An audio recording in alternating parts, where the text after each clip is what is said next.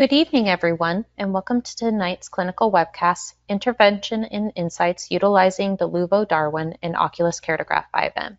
You'll see a text box on your screen where you can enter questions. Feel free to submit them at any time during the presentation. We'll address them at the end of tonight's webcast. We are honored to welcome our speaker this evening, Dr. Jamie Kuzniar. Dr. Kuzniar, founder of Elevate Eye Care and Eyewear, earned her Doctor of Optometry from Michigan College of Optometry and Ferris State University, and completed a corneal disease and contact lens residency at Indiana University. She specializes in fitting gas-permeable lenses and scleral contact lenses, myopia management, orthokeratology design, and dry eye. Dr. Kuzniar has garnered numerous awards, including the Clinical Excellence in Gas Permeable Contact Lens Award, and is recognized as one of the Newsweek's top 25 eye doctors in America for 3 consecutive years. A fellow of the Scleral Lens Society and American Academy of Optometry, as well as an advisory board member of the GPLI, she lectures nationally on specialty contact lenses, dry eye, and keratoconus. Okay, welcome, Dr. Kuzniar. I'm excited for your presentation.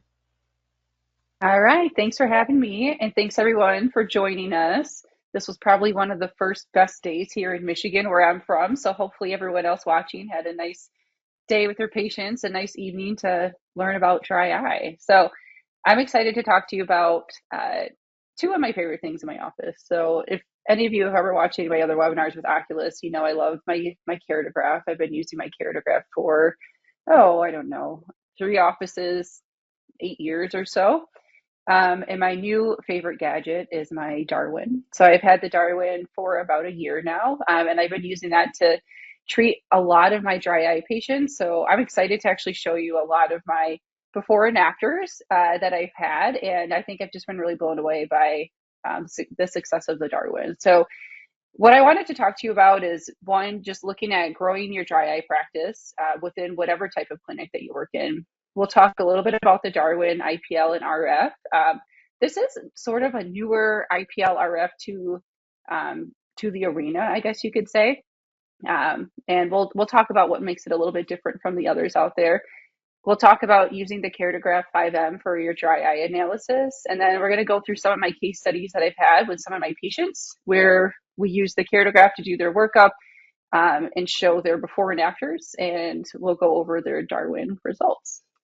So looking at growing your dry eye practice. So for those of you that haven't heard me lecture before or don't know, so I actually have a cold start practice that is about 2.5 years old. I'm not sure at what point I can stop calling it a cold start at this point, but my practice is about 2.5 years old now. And I think a lot of times when whether you're in a cold start or maybe you're trying to grow a new specialty within the area that you live, or maybe you're a new doctor in a group practice, dry eye is a great type of practice modality to really dive into to gain patients that are going to keep coming back throughout the year. Okay.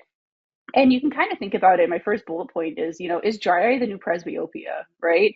Is dry eye just something that everybody is starting to get at this point, right? Is it something that over time, with increased screen time and younger patients getting symptomatic dry eye, is this just something that our population is going to have as they age? Are we going to start to see dry eye in patients no matter, what they're doing by the time that their age is 40, 50, 60 moving forward? So it's something that definitely is very prevalent in our practices, no matter what modality that you are in. So adding a dry eye specialty is a really great way to kind of set yourself apart from other colleagues in the area or within your group practice. So I've used this a lot to just market to a lot of other eye care professionals. So whether that be other optometrists in the area or ophthalmologists, a lot of the ophthalmology groups around me specialize in glaucoma and retina and cornea, and a lot of them just don't want to deal with their dry eye patients. They don't want to manage those chronic dry eye patients, or maybe they don't have access to an IPL and RF, and I'm actually getting a lot of referrals from them. One of my biggest referral sources is actually a retinal specialist.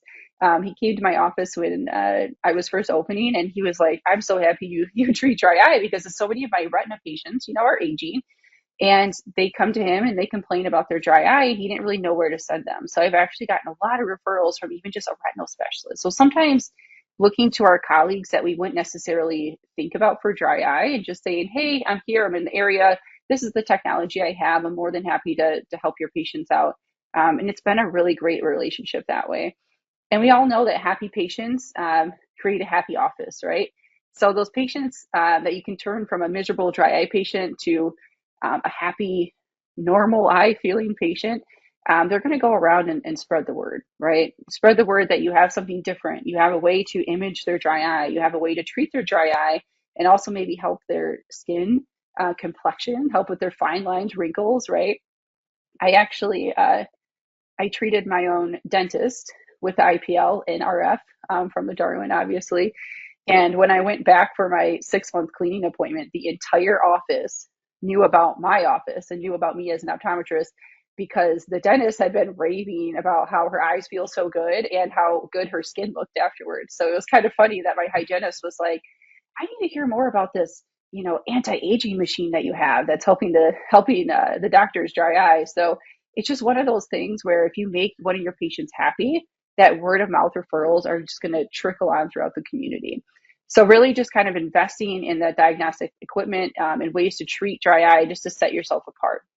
So let's look at the LUVO Darwin, okay? So the Darwin's really great because it actually is a combination of an IPL and monopolar radiofrequency, okay? When you get the Darwin, you have a series of wavelength filters that are included. So here are the 7 filters that are on here.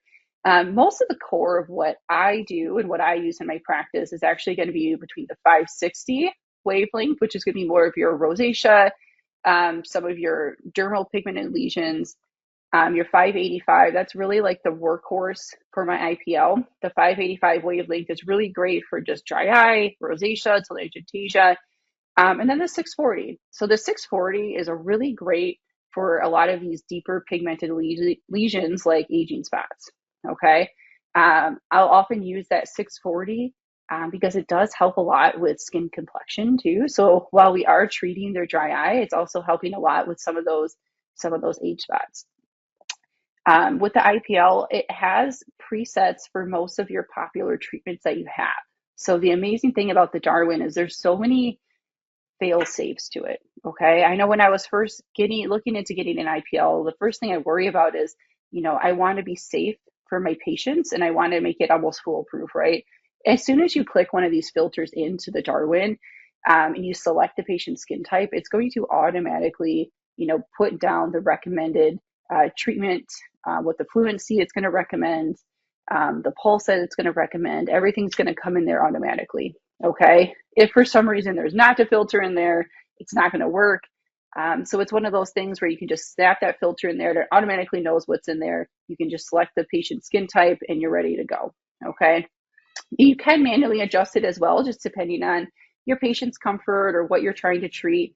You can do a single, double, triple, or even a toning pulse. The toning pulse I found has been really great for a lot of pigmented lesions. So it helps to give a really good treatment with like less pain and good results there. And it really does help to target inflammation and rosacea, especially with those 560 and 585 wavelengths. And then looking at radio frequency as well. So I do like also that the Darwin is one physical unit. Okay.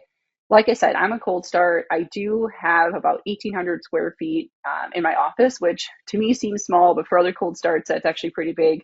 I just didn't physically have space for 2 giant, machines coming in and out to treat my patients. So there's 2 separate handles. The other handle is your radio frequency, which is monopolar technology. When you do the monopolar radio frequency, there is a grounding pad that goes behind the patient's, like on their upper back. Okay. And it has both shot and rubbing. Okay. So for dry eye, I'm doing a lot of the rubbing treatment modalities, which is going to be kind of like in this arc sheet, C shape. So this helps with a little bit better penetration since it's monopolar instead of the bipolar devices that don't get as deep within the skin. Okay, so this is really great for MGD obstructions. Okay, so if I'm looking at a patient and their glands are just not expressing at all. So this helps a lot with loosening those oils up. It also helps a lot with aesthetics. So it helps with skin tightening, and it's really great for fine lines and wrinkles. I kind of compare it to like a hot stone massage is kind of what it feels like for my patients. So especially if we're doing both treatments, IPL can be what I call a little bit spicy sometimes on the skin. Little spicy when you're doing it, but your skin feels amazing afterwards. And then we follow it up with the radio frequency, which kind of feels like a nice, relaxing hot stone massage. And then we'll do, I like to do a manual expression after I do radio frequency, just to kind of make sure we get all those clogged glands moving and flowing again. Usually after doing radio frequency, that is just one of those treatments that the patients immediately feel good right afterwards. Okay. The other question is once you get, your IPL and RF, like where do you even start? Okay. One of the amazing things with Oculus is that it does come with 6 months of OD immersion. Okay. So this was an amazing program that I loved using in my office that can just help to jumpstart your dry eye practice. Okay. So it gave you everything from the basics of IPL, there's videos for staff training, where to buy supplies, how to get everything set up, consent forms, digital forms, protocols that you should follow. And that was just amazing. So the fact that I had OD immersion for 6 months, even just to start out, and then you can continue onwards, just it kind of sets itself apart from just buying a machine, right, and having it sit in your office. It just really helps you to implement it and come up with a nice protocol to make everything streamlined for your staff and your practice. So I just highly recommend checking out OD immersion, even if you don't. Maybe you already have an IPL. You're not looking at getting a Darwin. You can still sign up for OD immersion. They're a really great company, really great people to work with, really great docs. So I highly recommend them. There's a picture of me with Shane Swats there when he was training me and kind of going through how to jumpstart my IPL practice. And I can't recommend them enough. So there's my little plug on OD immersion that I always love to do, give them a shout out. Another important thing to have, are consent forms. So knock on wood, I have never needed my consent forms. I always have them. I always have my patients sign them. I have not had an issue of any risk or, adverse event at all for my patients in the first year that I've been doing my IPL. But it's good to really go over those and have a lot of transparency there. So, there are risks of having burns, hypo or hyperpigmentation, unwanted hair removal. I think if you're following the proper protocols that are set up within the Darwin, you shouldn't have a lot of these things, but it is always possible, right? Especially if patients are, taking medications that they don't tell you about, or maybe they had sun exposure, before their treatment that they didn't disclose to you. There's always a possibility for these things to happen. So it's nice to have a consent form there to spell all of this out for you. The other important thing to have is a skin typing questionnaire, and this is all given to you as well when you get a Darwin, or if you're looking at purchasing a Darwin. So a skin typing questionnaire that the patient fills out. I always recommend kind of looking over their answers and making sure that the answers make sense. My joke to my patients too is, my mom didn't understand how her own kind of skin typing questionnaire, and I was kind of adjusting some of her questions for her. For example, like one of the questions was saying, do you sunburn when you go outside? And she says, no. And my mom has really fair skin like myself. And I said, yes, you do. Like we both sunburn, my mom. And she goes, well, I don't go outside without sunscreen. It's like, okay, well, the question was asking, if you did go outside without sunscreen, would you burn? She's like, oh yeah, well, I would burn immediately, right? So some of those things you can kind of go over with your patients to make sure. A lot of times I feel like at this point I can kind of look at my patient and have an idea of like between a couple skin types of where they should be at. But most of the time, very, very accurate. What I always recommend, and this is something that Dr. Shane Swatch recommended to me, is for the first session, just treat one skin type higher than what the patient tests. Okay, that way you can start out higher, which is actually going to be a less intense form of their IPL, just to see how their skin responds. Okay, and to see how the patient responds as well. So start with that one step higher and then move them down to their appropriate skin type by the session 2. And it also kind of helps to work their way in. Like a lot of their inflammation will be treated a little bit at that first session. So the next sessions after that won't feel as intense for them. Plus, they'll kind of know what to expect, right? And also consider doing a test spot. I'll usually do a test spot. For me, is going to be like over by the kind of the jaw area. Is I'll do a test spot just so the patient can kind of feel what it is. Usually, I say when I do a little test spot here, it should kind of feel like a snap, but it shouldn't feel super hot like a burn. Okay, and then I do that test spot for them, and I just kind of get their feedback of how they're feeling. But especially for your more like darker pigmented skin types, it's really important to do that test spot, take a look at their skin, see how it's reacting, see how the patient is tolerating everything as well. And then looking at scheduling. So whenever you're doing IPL, you're going to want to do a series of 4 treatments. And I usually space them between 2 to 4 weeks apart. And I always pre-schedule all of those visits. Okay. Because what happens is if you just schedule the one and then maybe your schedule books up or the patient forgets to schedule them and all of a sudden we're spacing the treatments out by like 6 or 8 weeks, they're not going to have full efficacy. Okay. So I always pre-schedule all of them. That way they're on their calendar that they can schedule their events around our appointments, right? So I put all 4 of those on the calendar for them when we sign up, 2 to 4 weeks apart. I usually try to honestly shoot towards that 2 week versus the 4. That way the patient just starts feeling better faster instead of it being spaced out over about 4 months time, right? You can either set them all in either dry eye days, maybe if you want to schedule all of your patients half to back, or maybe half days. Right now in my office, I just kind of have them scheduled throughout the week just because my tech and I have a really good flow for where we put our dry eye patients. One thing to maybe consider too is if you do have patients that take a lot of time for their consents, maybe do a consent appointment where you do their consent skin typing and maybe do like a zest treatment in case they do, if you do have patients that take a long time to read consent forms. It's tricky because some of my patients, they'll be done with their consent form in about 1 minute and you're like, did you even read that thing? Some of them will sit there for like 20 minutes reading their form. So I usually will say before they schedule their first appointment that there will be a few forms for you to read. So that might take a little bit longer, or maybe you can pre-schedule them, to a point where they can go through the consent form before it's actually time for you to see you as the doctor. But I've had a pretty good flow just doing the first treatment when they do the consent form.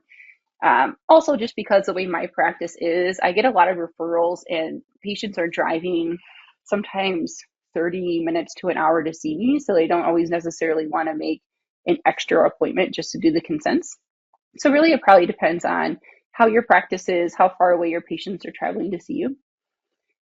What I also did as well is I have a technician that is trained to get everything set up with the Darwin appropriately, and the patient is already ready for me to treat.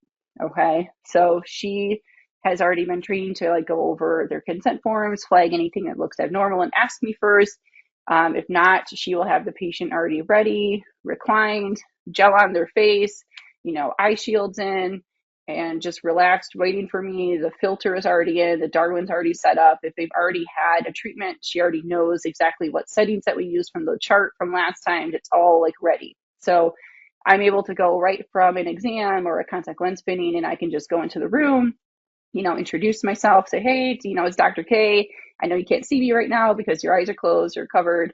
And then I just get the treatment going. I treat the patient.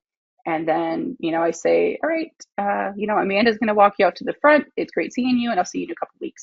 And then she's able to, help them, wash their face off, get the gel off their face, walk them out to the front, make sure they're doing okay.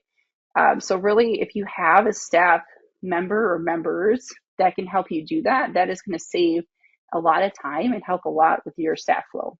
Okay.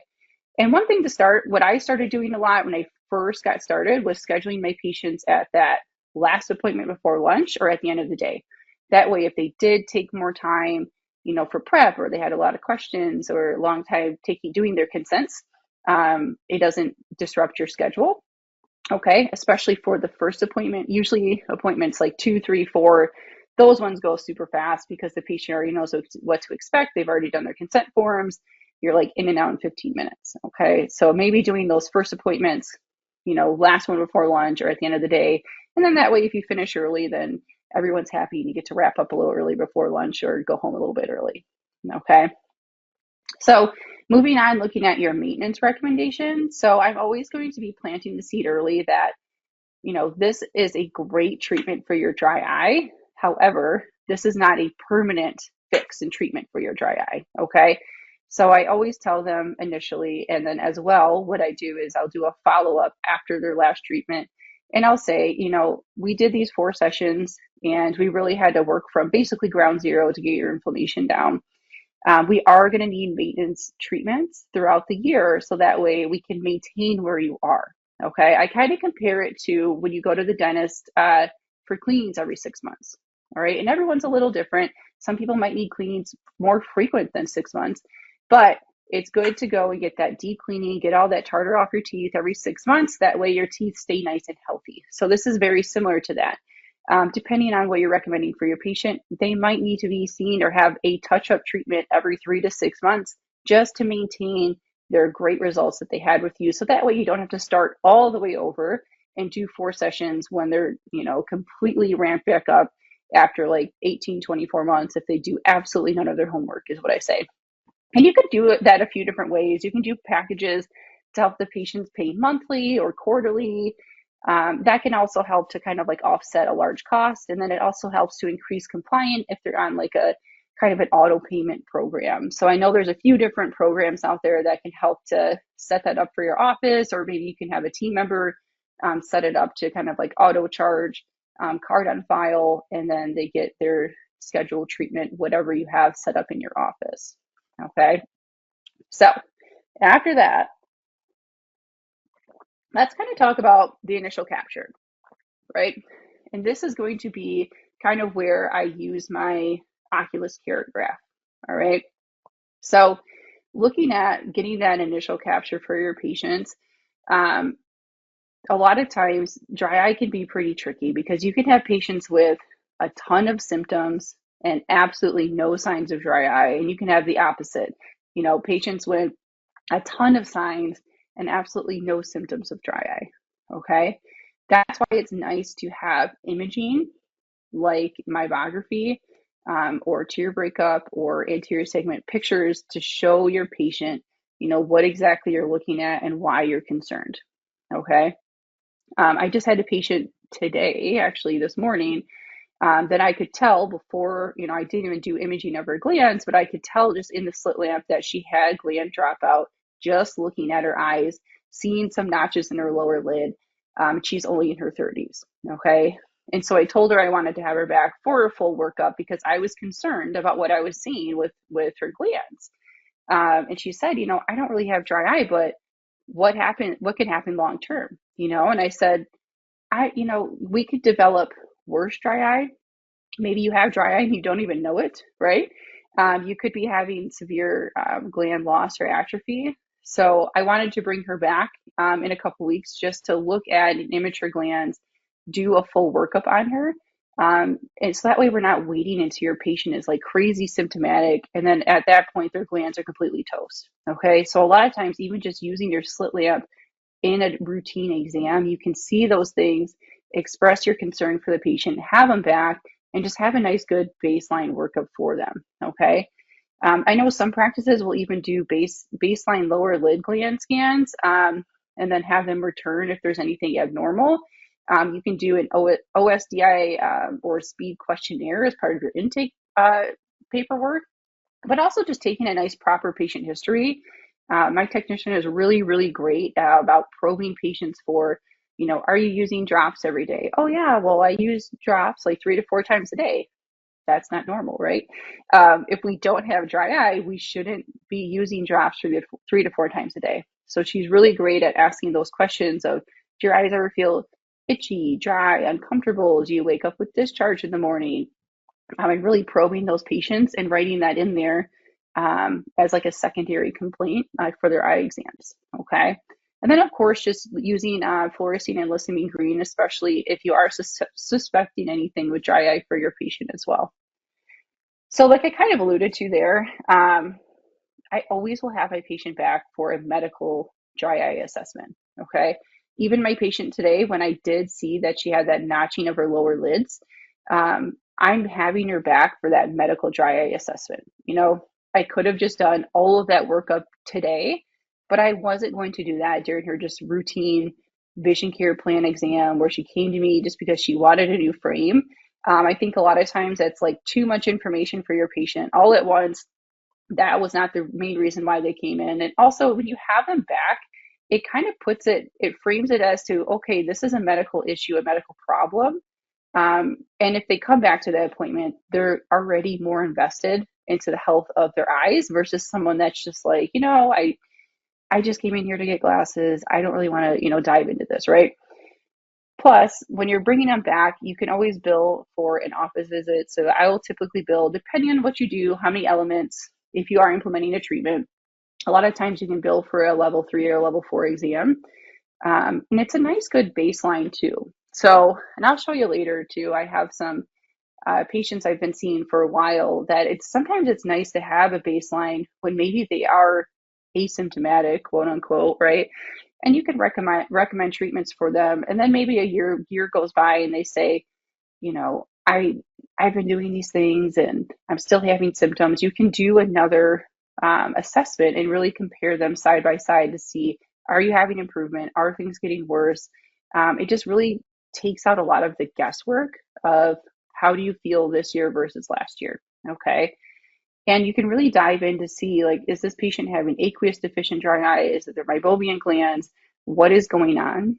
So I'll tell my patients a lot too, even if they are complaining about their dry eye, is I don't just want to throw a drop at you and hope that it works. I'm going to have you come back so I can really look at the root cause of what's causing your dry eye. That way you and I can formulate a plan to actually get you feeling better.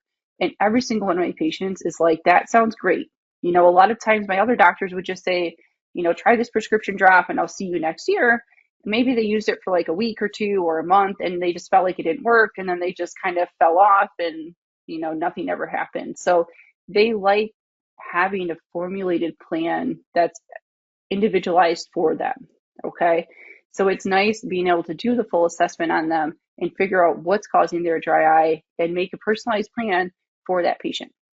Okay. And then that way, if there is a lot of questions about their dry eye, they can ask you that without feeling too rushed, like you need to get to the next patient that's already waiting for you. All right. So let's look at this like magical report that I'm doing, right? So the nice thing about the Keratograph is it does formulate a great report for your patient. Okay. It does a number of tests. The ones that I really like to key in on here are going to be the non-invasive tear breakup time or Keratograph breakup time. So looking at the breakup time and looking at meibography, okay? But I'll always run all of these tests on every patient, okay, that comes in for a dry eye workup. So tear meniscus, redness, your lipid layer, just throwing the OSDI score in there, and you can do like a customizable report that you can print for your patients as well. So just looking at a couple of these reports, looking at the tear meniscus, right? So we always run this test first. So this is the first test that we're going to do for our patients, and it's actually a nice way to measure what their tear meniscus is. So I kind of say this is like a non-invasive Schirmer's that's faster, okay? It actually uses infrared light to reduce like reflex tearing, so it's not like you're shining a bright light at the patient while this is going on. This helps to rule out if they're truly having like an aqueous deficient dry eye, okay? And then I'll usually show this to the patient as I'm going through the report with them too as the first test. And I usually will say, this is looking at how many tears your eye makes. And for most patients, because only about 20% of patients have aqueous deficient dry eye, I'll say, the good news is that your eyes are physically making tears. Okay. Even though it doesn't feel like it, your eyes are physically making tears. And this is showing you how many tears that you're making, and you're right in the normal range. Okay. And then the next one I usually like to show them is their non-invasive breakup time. Okay. What this is, it's a video that's actually looking at their eye, and what the technician's doing during the test is they blink a couple times and then they hold their eye open as long as they can. Okay. And this is recording how fast those tears evaporate, and it actually maps them out for them. So the first breakup in this example here is 5 seconds, and then it averages how long all of the tears were gone, which is about 10.5 seconds, okay? And so I'll show the video to the patient and I'll say, remember that staring contest that you did with my technician and it was really hard to keep your eyes open that long? That was seeing how long those tears stayed on your eyes, okay? So even though your eyes make a lot of tears, the problem is that after about 5 seconds, those tears are starting to evaporate, okay? So even though you make the tears, after about 5 seconds, most of those tears are boom, they're gone. And that is why your eyes feel like you have dry eye, even though you're physically making a lot of tears, okay? Patients absolutely love this and it makes sense. And because you can show them, do you ever feel like you need to blink a lot of times in your contacts or blink in your glasses and things get blurry and clear a lot? This is why. And it really like validates like what they're feeling, especially if they're a contact lens wearer and they're having issues with vision. They'll look at this and they're like, that's exactly what I feel, okay? And this is a great baseline too that we can go back to as we are doing dry eye treatments. And I'll kind of show you that as well. So what you can do is you can map, where their starting point is. And then if you're doing treatments throughout their life or throughout the next year or 6 months or whatever, and you can actually show them, right? So say the patient wanted to start a prescription drop, and then I'm going to recheck them in like 8 weeks and we'll do a tear breakup assessment there and just kind of see, did we have a change or not? Okay. I also like to do this change in the before and afters after their IPL and RF. I'll show you that with my cases to really show, where did I start at? Where am I at today? Is it working? Is it not? What's going on? And it's a nice objective measurement for the patient to see. So we all know how to do tear breakup in the slit lamp, but the patient doesn't know what the heck we're doing. And they really just kind of have to take our word for it that, their tear breakup time is better, even though it's really just us looking at their cornea and trying to count, right? So this is a nice objective way that you can track over time, right? This is one of my patients that you can see I track them over like a year and a half, okay? The next test that I like to do is a redness test. So this is looking at the redness of the conjunctiva. It's grading it on a scale from 0 to 4, and it's actually looking at both like bulbar and limbal redness, and it's going to grade it there. The patients a lot of times are like, whoa, my eyes look so red, because they're not used to seeing those little tiny blood vessels. So sometimes I have to kind of warn them, like, your eyes look redder here than what you're used to, because you're not used to seeing your eyes on like a really magnified level. But this has been helpful too, to kind of show that symptom of redness that patients complain about. You can do a before and after treatment as well to show that their eyes, maybe they're not perfectly white yet, but they are becoming less red, okay?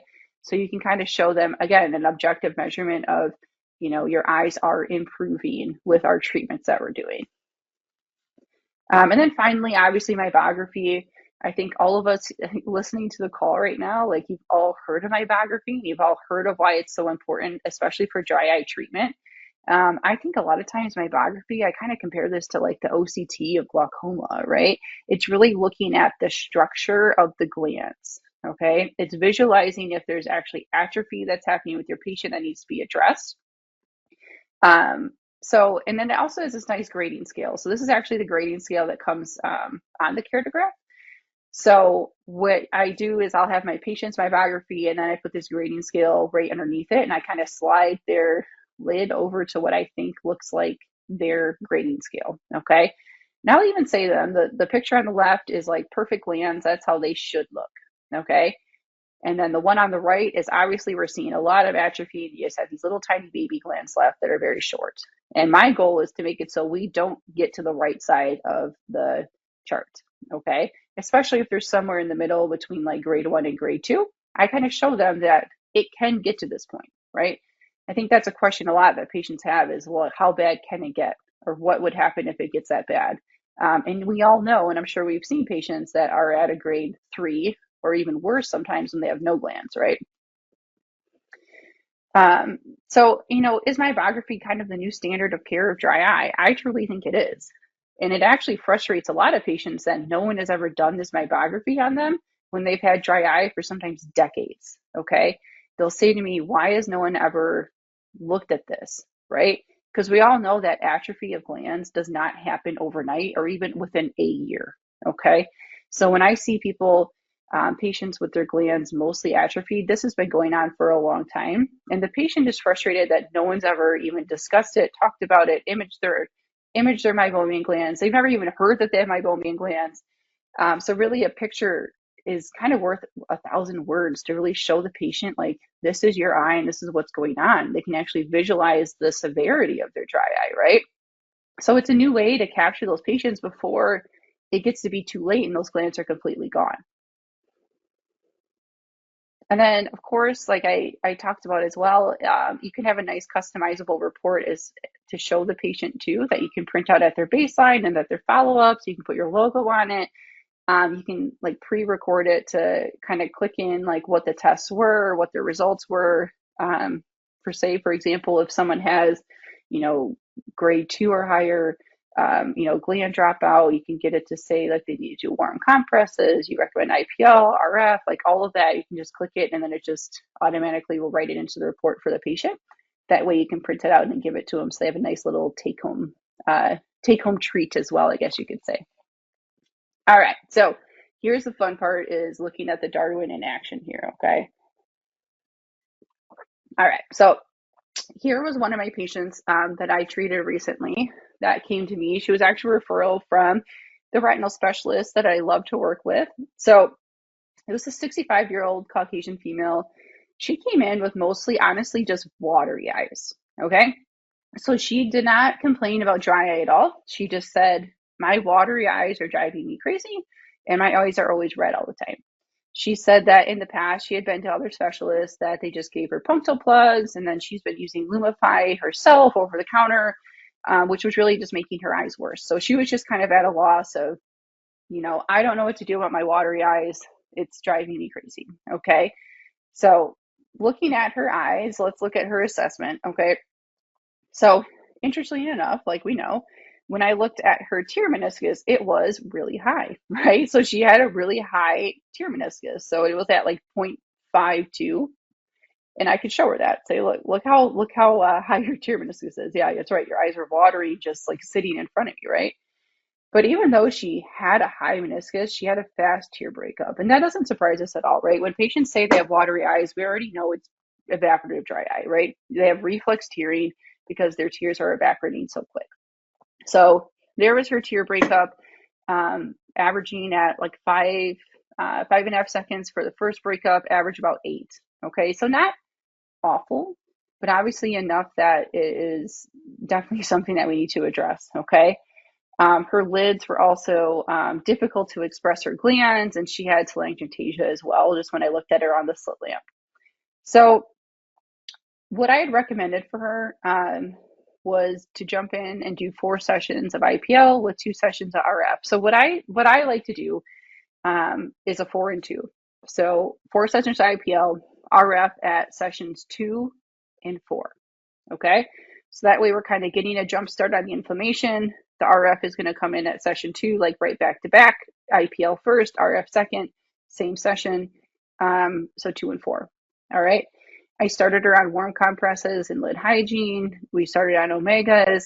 And after her treatment, you can see her before and after here. So this was after, let's see, that was just after 10 weeks. Okay. So she was really good at coming in every 2 weeks. And then I like to do a follow-up 2 weeks after their final treatment. Okay. So that way their body has time to kind of regenerate everything. And you can see this was her redness. So her redness actually improved from a 2.2 to a 1.1. Okay, so her redness improved significantly, and that's an objective measurement of her redness. So that was pretty cool for her to look at. Her watery eyes, after the first session, she automatically felt a reduction of wateriness. And I always tell patients that I do not promise that they will feel any improvement after session 1. And I am very upfront about that. I say after session 1, you probably won't feel any improvement at all. You definitely will feel an improvement by session 3 and session 4. Okay. But she came back to session 2 and she was like, I already feel like my eyes aren't as watery. And you can even see in the picture too, that, even just looking at her lids, 1, they look cleaner, and 2, you can tell that she has less inflammation kind of like all around here. So she actually has a lot of less inflammation just around her skin that you can just see in that little picture that I have. She also has a reduced tear meniscus, which of course, normally we're not looking for a reduction, but for her, we are, right? So she went from a 0.52 to like a 0.29, a normal tear meniscus, okay?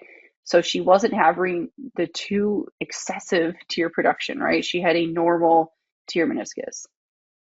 And then this was like the wow. When I showed her this, her mouth like literally dropped open when I showed her before and afters here because she remembered how quick her tears were evaporating. Um, so when I was treating her like mid-August, again, her first breakup was at 5.5 seconds, averaging about 8. After her 4 sessions IPL and 2 RFs, she was at over 23 seconds. Okay, that's incredible, and that's proof, right? That's proof that her treatments worked. And that was the great thing about having her baselines with the keratograph before, and then doing that follow-up treatment after. I think a lot of times we're tempted to just be like, oh, that's your 4th session, you're all good, I'll see you for your maintenance session. But I like to do that 2 week after their last session to really just say, I want to make sure that this treatment worked for you, in the rare case that they still need something else, right? Maybe it didn't work. Maybe they need something else. Maybe they need punctal plugs. Maybe they need a prescription drop still. But most of the time it works phenomenally. So I like to have these before and afters for my patients. That way they can believe that their investment was worth it, right? So for her, she was like, this is amazing. She immediately went back and, told the retinal specialist how happy she was too. And that's why we get a lot more referrals from him, right? So super cool case there with that woman. All right. Another case I had, I call this one help. My glands are lost. They're all gone, right? So I had another patient that came into me. She was a 58-year-old female. She came in for a dry eye workup because she just kind of found us online on her own. So she was a self-referral. And she came in because she was just frustrated that she had tried multiple therapies and prescription drops for her dry eye, and she just felt like nothing was working. Okay. When we did her workup and just looking at her glands alone, you can see on the left eye, like most of those glands are gone, right? So they're toast, unfortunately. Like she still has some glands temporarily there, and she did have some glands on the top, but they're gone. Nasally, missing a lot of glands on the right eye as well. Okay. So we talked about it. We prescribed her, 4 sessions of IPL and 2 radio frequencies, again, spaced out that 2 to 4 weeks for. Because the thing I told her I was most worried about is she only has a few glands left, especially on that left eye. The way I describe it to patient is, you're not, it's not like nothing is going to help you anymore, but what we need is your last remaining glands there to work at 100%. Okay. So my goal is for your little baby nubs that are there, they better be working overtime. Okay. Because as long as those are working really well and not continuing to atrophy and they're pumping out those oils symptomatically, they're going to feel a lot better and the eye is going to stay a lot more hydrated. Okay. So her pre and post treatments, again, looking at her tear breakup time, because for me, I feel like this is the most telling thing. Let's look at the right eye first. So the right eye, she was having evaporation at 4 seconds, which is pretty bad. So she was at 4 seconds after her treatment with IPL and RF. She was over 23 seconds. So you can kind of see the map is all green and it actually has little dashes here. It's because the video just like kept going, right? The highest it gets to is 24. So she went from 4 seconds tear breakup to basically those tears were just rock solid on her eye, which is awesome.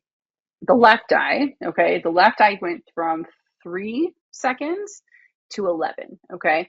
11 is still not spectacular, but if we remember what her glands looked like, okay, she has most of her glands missing in that left eye. So to me, that is a win. That's a win that she's at 11 seconds and she's feeling a lot better. She knows that her dry eye is always going to be asymmetric because the structure of those glands, they are asymmetric for her as well. Okay. So she was really happy. She knows that she'll still likely be dependent on drops, especially some of those artificial tears for the left eye as well, just because those glands are not there. So that to me was a huge win, though, that we got her up to 11 seconds, given she had so much gland drop out there. And then my next case I have for you was a referral from one of my colleagues that their patient, she just said, I just want to wear my contacts. That's all she wanted. She wasn't really having dry eye symptoms per se. She had a little bit of redness, some gritty feeling, but her main thing is that she was a high myope and she just wants to wear contacts. And if she, I'm a high myope myself, and I always joke that, I want to wear my contacts until the day that I die, right? So anyone else listening, if you're a high myope, you understand what we mean, right? So she just wants to be able to wear her contacts. She was already in a premium daily disposable lens. She had done punctal plugs. She had done her stasis. She had done MyBo. She had done Lipofull 3 years ago. She was using a humidifier. She was doing everything that she could. And my colleague sent her over to me, because he doesn't have an IPL. Like he treats dry eye, but some of those patients, he's like, you know what? Go see Dr. K and do IPL. Okay. So she came over. We discussed everything with her. She didn't want to do the combo treatment just because of cost. So she said, let's just start out doing IPL only. Okay. So when a patient doesn't want to do both treatments, I get it. It's a big investment. They've already tried everything else and it hasn't worked. So sometimes people are a little bit gun shy, right? They don't want to make another big investment just to be let down. So what I like to do is I'll kind of look at the patient and decide, do they have a lot more inflammation or do they have a lot more obstruction? Okay. Um, Usually, if I'm going between the two, if a patient's only going to pick one, I will guide them towards IPL because I think a lot more patients have inflammation versus just straight obstructive gland issues. Okay. So for her, we decided to go IPL only, but it also depends on skin type too. So with IPL, you need to have a lower skin type. Okay, what do I mean by that? If someone has a darker complexion, they might not even be a candidate for IPL. So maybe you can only do RF. If you have an African American patient, then they can only do RF. So for this patient, though, we did decide to do IPL. Okay. So she had great success after those four sessions of IPL. She loved it. So she went from 2 seconds of a first tear breakup time, which with an average of 6.5, which is so fast, especially if you're wearing contacts. Imagine your contacts getting dried out after 2 seconds after you open your eyes or blink all the time. That would drive me crazy. Just trying to see through your contacts. And that increased to 16 seconds. So she was super happy with that. She loved her results, right? But the thing that she actually liked even more was her aesthetic improvements that she was having on her skin. Yeah, she's 45 years old, and she says, I don't want to do Botox. My husband doesn't want me to do all this stuff, but I love how this IPL is making my skin look, right? She felt like her skin looked a lot more rejuvenated. It got rid of a lot of her like fine lines that she was developing. So at her last session, she was actually like, is there anything else that we can do for my dry eye or maybe like for my skin? And I said, well, how we talked about doing the radio frequency as well. That would also help with your, fine lines and wrinkles like around your eyes. And she was like, let's do it. Right. So she ended up adding on the RF sessions afterwards. So not necessarily a protocol I love to do with 4 and then 2 after. So she ended up tacking on the RF after. Loved it. It improved her dry eye even further. And she just, at this point, I felt like she was more doing it for aesthetics and then telling her husband, like, I need it for my dry eye, right? But she was super happy. And I sent her back to my colleague. And I think it's really important that if you are doing IPL on patients that are being managed by your colleagues, that you do send them back. Okay. You need to send them back. One, because they're going to keep referring to you that way. So you're not stealing the patient. And two, so that the patient can go back and say, yes, I went there. Yes, I did that treatment and I loved it. Thank you for sending me. Okay. When I send patients back, that doctor will keep referring patients to me because they hear, they'll shoot me a text. Oh my gosh, I saw that you saw Anne and she was so happy with her IPL results. She loved your office. Thanks for treating her, because yeah, this patient did ask me like, oh, is there other contact lenses I can try? I do a lot of contacts, but I said, I think you're already in a super great lens. I want you to go back to your referring doctor. And, he has really great lenses for you too, but I want you to go back there and he'll do your contact lens exam there. So you send the patient back. And I think that's really important for creating a nice collaborative relationships in your community. Okay, so there's my 2 cents on that. But again, another super great result for the Darwin. Okay. So looking at that compliance and satisfaction, again, that before and after workup is critical.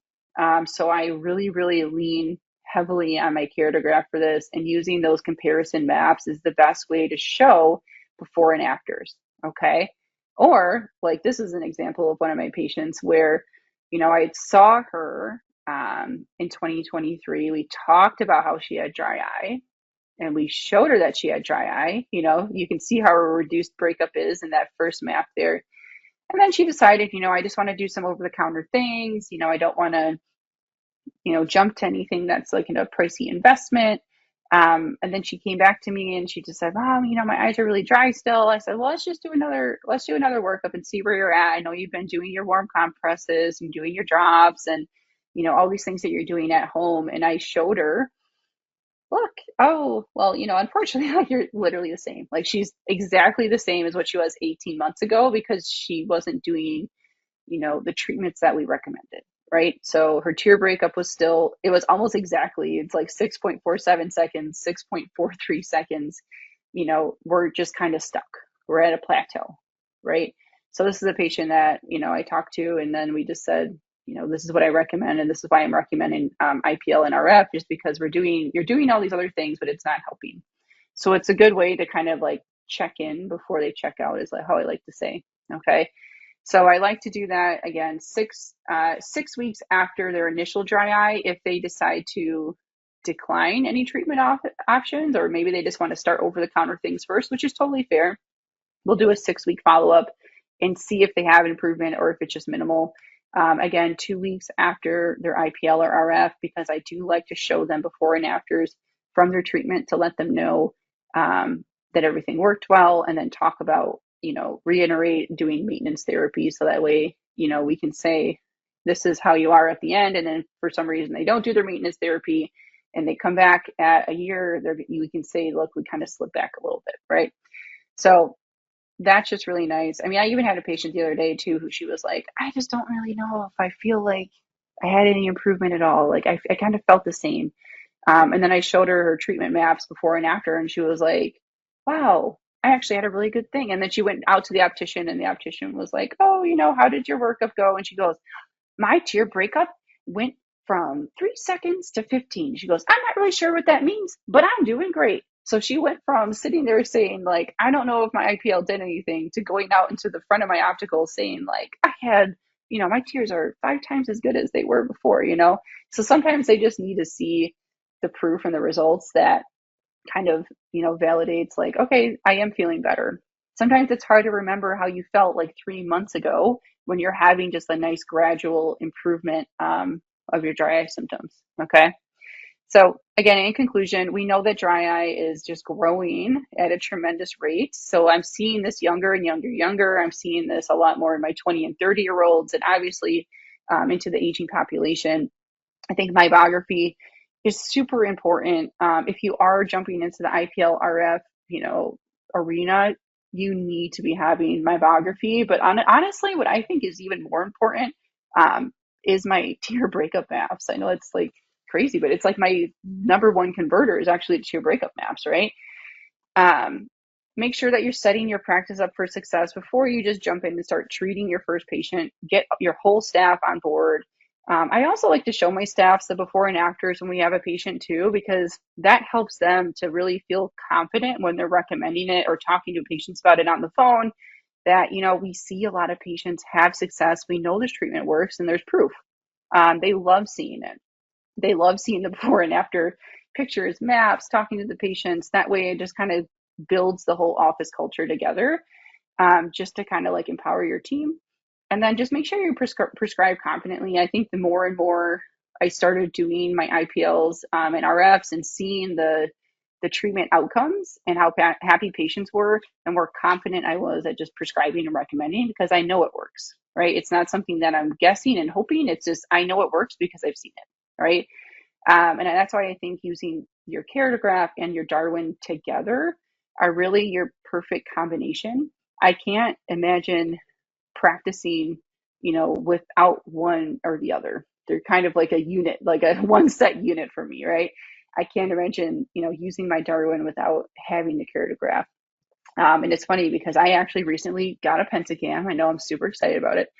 So I have a Pentacam and I've wanted a Pentacam for a decade. Okay. So I have a Pentacam and people are like, well, are you going to get rid of your Keratograph? And I'm like, no, why the heck would I do that? Like, I need my Keratograph because I have my Darwin. Like, I need my Keratograph so that way my dry eye practice continues to grow. So even though a Pentacam is a phenomenal typographer, the Pentacam doesn't have the dry eye suite on there. So you really need both. So I have now I have three Oculus things, but I have my my Keratograph and my Pentacam because they have their own strengths and they do different things in my practice. So so that's everything together. So my Keratograph and Darwin, my perfect combination. I remember seeing the little poster once at one of the trade meetings here where it was like, it's like peanut butter and jelly, the Keratograph and the Darwin. So I don't know if you guys still have that poster at the shows or at the conferences, but it's my favorite poster that you have. So what questions do we have from the crowd tonight? All right. Thank you, Dr. Kuzniar, for that great presentation. Just a quick reminder, on the GoToWebinar screen, you'll find a text box where you can enter questions you may have. If you missed part of the webinar or would like to go revisit any content, a link to the recording will be emailed to you within the next week.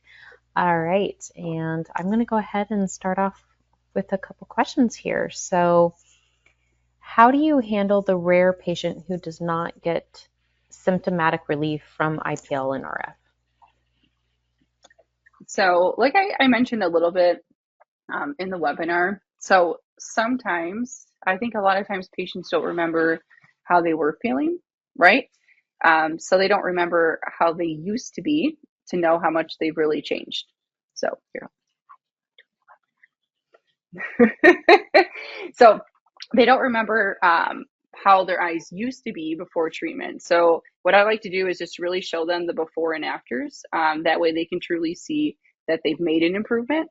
And then sometimes though, they might need a different type of treatment, right? I had a patient that felt maybe 75% better, but now that her inflammation was down, we could see that she still needed something to address her aqueous deficiency, right? So we decided that we needed to do punctal plugs now that she didn't have inflammation. So I felt comfortable going on to the next step for her, which was punctal plugs. Okay. Thank you for that answer. We'll do one more question to end out the session tonight. Do you do combo IPL and RF in the same session? And if you do, what scenarios are you doing that in? Yeah, so I will do what I recommend for patients is 4 IPLs and 2 RFs. The RFs I do at session 2 and 4. Okay. And what I'll do is I'll do IPL first and then RF immediately after. So we'll do IPL, clean up that gel from the patient, re-gel them up with the RF for RF. That way we do them back to back. I like to do that if I can tell patients have inflammation and they're also having like difficult to express glands, okay? Because I do like to express after IPL, and if I'm still definitely feeling like they're having obstruction, then I'm going to want to do RF because that's going to help to kind of like loosen up the oils in there, if that makes sense. So they're kind of like treating two different parts of the MGD. So IPL is more inflammation, RF is more obstruction, okay? So for some patients, we'll do a combo. I get the best results when I do combo, but I do know that it is a more expensive investment for some of my patients. So sometimes they can't do everything all at once. But that's kind of what I do for the combos. All right. Thank you, Dr. Kuzniar, for that insightful presentation and the great Q&A. If you have any other questions you would like to submit, we can always answer those questions via email. So that's all the time we have for tonight. Thank you to everyone who submitted questions, and thank you for everyone who joined us this evening. Dr. Kuzniar, would you like to say any closing comments? No, I think that's it. And of course, if anyone ever has any questions, feel free to reach out to me. I'm always more than happy to share my experience working with Oculus. Oculus is just a great partner too in the dry eye space. I know there's a lot of newer companies to the eye care industry joining the eye care space, but the reason why I like Oculus is they're an eye care company. They've always been an eye care company, and they're just great people to work with. So if I ever run into any issues or have any questions, I can always call them, and they're just great people to work with. So that's why I partner with you guys, because you're awesome. Thank you very much. All right, this concludes the presentation on behalf of Oculus. Good night, everyone, and I hope you have a great evening. Thanks. Bye. Bye.